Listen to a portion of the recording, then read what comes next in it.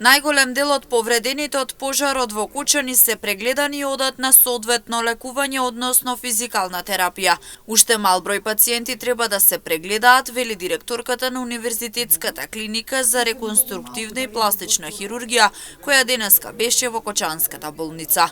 Додава дека пациентите кои одат на терапија имаат подобрување, но апелира заеднички со нивните родители и општеството да работат како тим за целосно да бидат излечени. Кучани веќе ние еднаш неделно е доволно да доаѓаме, чисто да ги видиме како напредуваат зараснувањето, односно лузните нивни, или пак како напредува заздравувањето, дали се формира или не се формира некоја лузна, дали треба некој екстра третман за дали PRP, дали стероидни инекции кои што се ставаат за намалување на лузните.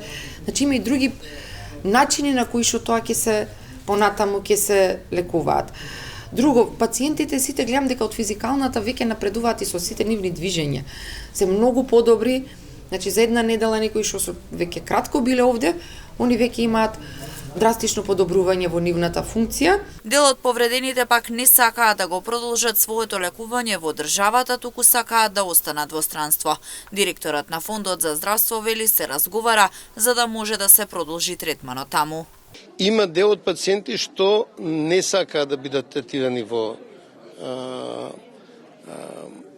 Македонија, кои сакаат да го продолжат своето лекување во странство. Конкретно станува збор за неколку пациенти од Пирогов кои сакаат да го продолжат својот третман таму.